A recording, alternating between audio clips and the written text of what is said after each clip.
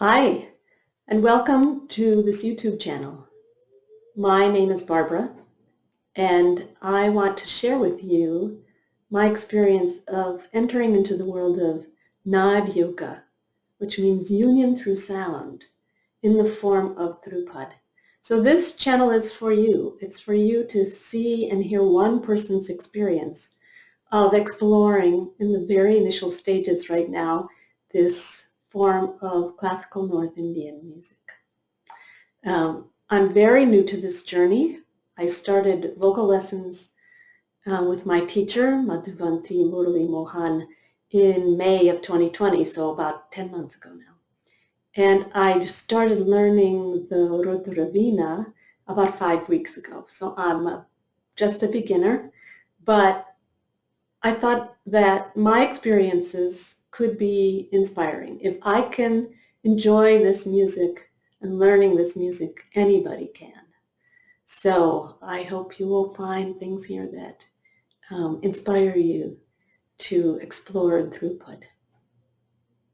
I will be posting videos of talking about different topics in my experience learning Dhrupad, as well as videos of me singing and playing the Rudravina. And I hope at some point to post some videos of that are educational for children. And of course, there will be videos of my cats who love Dhrupad. So let me tell you a little bit about how I came to be interested in Dhrupad. My family, growing up, was very interested in music, especially classical music. My parents loved classical Western music. So I was encouraged to learn to play an instrument. And the first instrument I learned was the piano, pretty common for girls of my generation. And I did that for about 4 years, and it was clear that the piano was not my instrument. And then when I was 12, I started taking classical guitar lessons from a wonderful teacher. Hi, John, if you're out there. And I took lessons for quite a number of years. I played classical guitar for quite a long time. And for whatever reason, that one instrument becomes so important to a person, that the guitar was my instrument. That was it. I played happily. I learned quickly. I played beautiful music that was written for the guitar, transcribed for the guitar. I practiced for many hours a day. It was really my great love as a young person.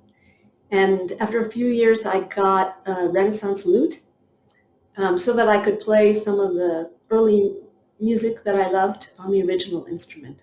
I even played in a Collegium Musicum group, an early music group, and that was great fun. But at a certain point, I decided not to pursue music as a profession, and I focused on something else for my professional life. And music kind of took a back seat. And then in 1992, I met someone who would completely change my life, Mother Meera, who is a holy woman from India, who's been living in Germany for the last, 30 or 40 years or so, since the early 80s. And that's where I met her in Germany in 1992. And in that first visit to see her, I had very profound spiritual experiences.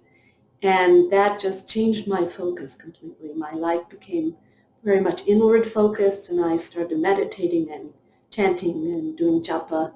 And in the mid-1990s, I stopped playing classical Western music altogether. I stopped listening to it, and chanting was my only musical experience during those years. And that was true for quite a long time.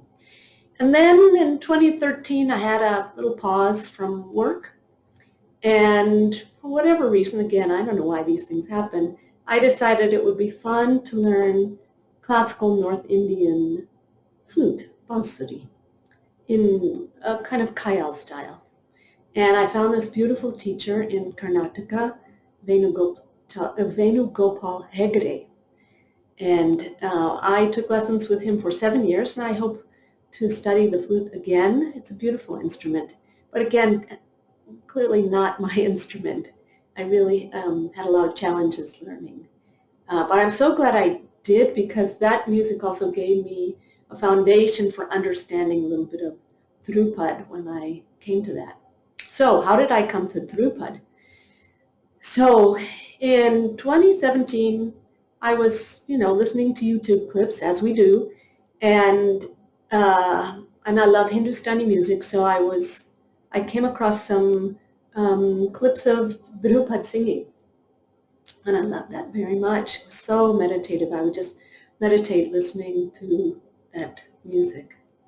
And then I came across a clip of Zia Mohyuddin Dagar, lovingly known as Bari Ustad, playing Rag Yaman, his signature rag. And listening to that was just life-changing. What a magnificent instrument, so huge and majestic.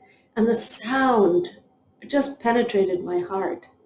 And I thought, I wonder if I could learn to play that instrument and that music.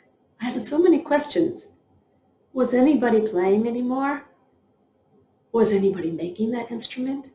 Was anybody teaching it? Could I learn it? I thought maybe my background playing lute and guitar would help me learn that instrument, and maybe I could learn a little bit better than I had been doing with flute.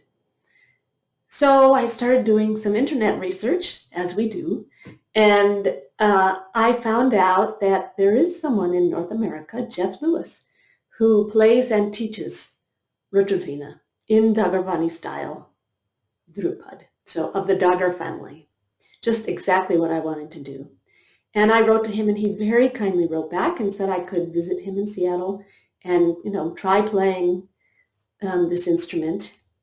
But he said, as far as he knew, the last person who knew how to make the instrument had died, and so it would be challenging for me to learn to have an instrument made for me. So I thought, well, okay, it's not going to happen. That's okay. And then, for whatever reason, in January 2020, I started looking again for who might be playing, making, teaching this amazing instrument. And then I found something really remarkable. There was a young woman in Kolkata making these instruments, not just playing, but also making them, and playing so beautifully. So I thought, this is it. That's my teacher.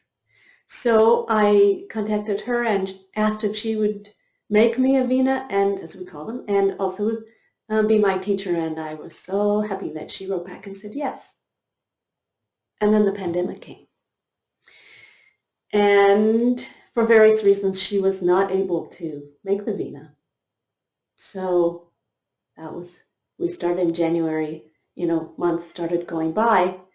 And then in May of 2020, she said, it's going to be a while before I can make that veena. Do you want to start learning Dhrupad through vocal music, which is the foundation anyway? You have to learn vocal music anyway. So I said, well, I don't have a great voice, but I'd love to try. And that's what we did. So in May of 2020, we started vocal lessons. And in the next video, I'll tell you a little bit about that journey. And then just in February of 2021, we started with the Rudravina. And I'll also tell about that in a future video. So thanks for joining.